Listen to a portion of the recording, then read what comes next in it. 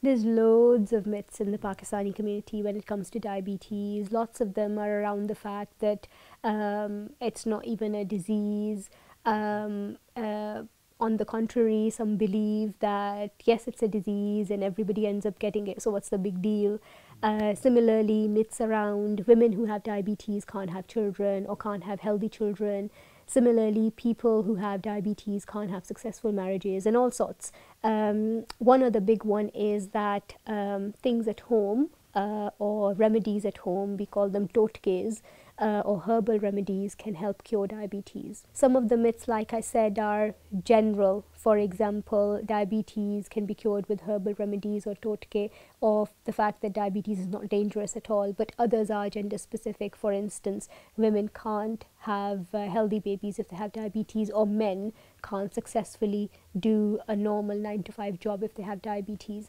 There's loads of common myths, and I think with changing times, the myths are changing as well. So an old ancient myth is that haldi, which is turmeric, can cure diabetes and lots of other illnesses, not just diabetes but lots of other illnesses. But again, yes, it's a herb, it works well, it has its own medicinal purposes, but it does not cure diabetes. So a lot of times we hear that Karela is a cure of diabetes, and that's simply because Karela is very bitter in taste. So because diabetes is all based around sugar and you tend to associate it with sweet stuff, Karela, which is bitter opposite of it, seems like is the cure for diabetes, but that is not true at all. It is a healthy vegetable on its own, but it has nothing to do with diabetes.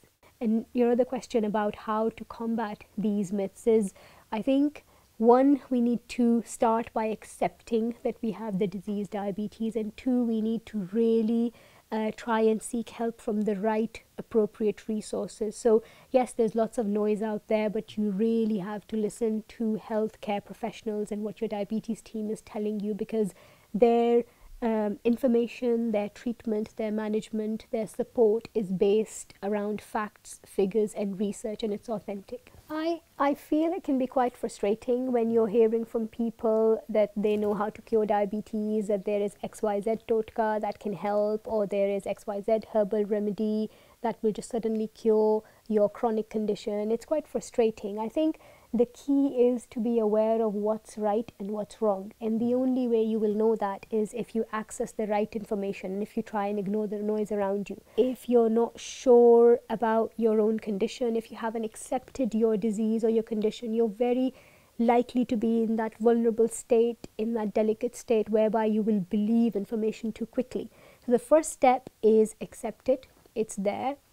2, don't be ashamed of it. It's not a weakness. You can still live a beautiful, healthy life. And 3, ignore the noise and seek the right information. We are very good at following advice from strangers or sometimes people we know, and we blindly follow it without understanding what these herbal remedies are doing to our body. Some of them can be harmful to your liver. Some of them are harmful to your kidneys. And they do not cure diabetes. They may help your well-being, there is no doubt in that. Again, more research is needed, but they do not treat diabetes. To treat diabetes, to control it, you do need the rightly prescribed medications, whether it's insulin, whether it's metformin, or whether it's any other kind of medication. So in the Pakistani community, a common misconception is that if you eat a lot of sugar, you're going to end up having diabetes, simply because diabetes means having high sugars in the body. But that is not true, as we all know. It's a myth.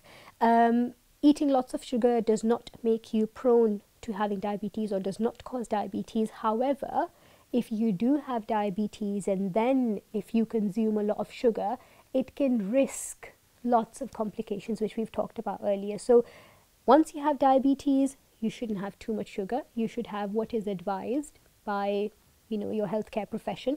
You shouldn't have too much sugar anyway. You should have it in moderation anyway, but it does not cause diabetes. I think, being a woman, I'm a little bit biased. I think the strangest one that I have come across is that if a woman has diabetes, she cannot have a healthy baby, and that there's lots of obstacles when it comes to having marriages or engagements or relationships. I think that is a real is a real big one for me. I feel that there is no such thing that women can't have healthy babies when they have diabetes. Yes, there's complications like with anything else, but these can easily be overcome. If you are a woman and if you see certain things as obstacles to managing your diabetes, one thing I would say is that you can only do things for others when you are well yourself. So your health comes first. There is lots of alternative ways of doing exercise without wearing, for example, revealing clothes or tight clothing, or going outdoors even, if that is something that you see as an obstacle. A 10-minute walk, playing cricket, being active in the house, exercises using chairs, or doing a workout at home within the comfort of your own home using YouTube are all brilliant starters. So in our culture, in our society, we put a lot of emphasis on anyone who is elderly or frail, and them resting quite a lot. So they should be sat, they shouldn't be doing very much and things. One thing we forget is that exercise is most important at this stage in life, to keep the body going, to keep the muscles flexible, to keep the bones active and things like that. What I would say is, depending on what your body allows, what is comfortable for you, do exercise. It doesn't have to be vigorous exercise whereby you're doing aerobics or going to the gym.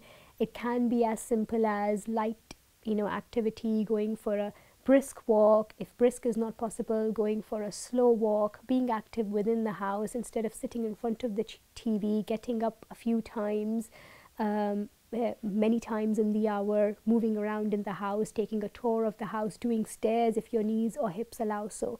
Lots of ways, but sitting sedentary and not moving around is the worst thing you can do.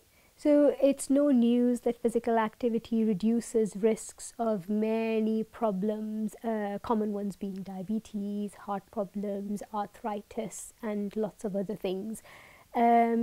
I can't stress enough on how important it is to be mobile, keep yourself mobile, and exercise enough so that your body sweats and you burn the fat, and then the whole chemical processes start, which means sugars go down and things like that.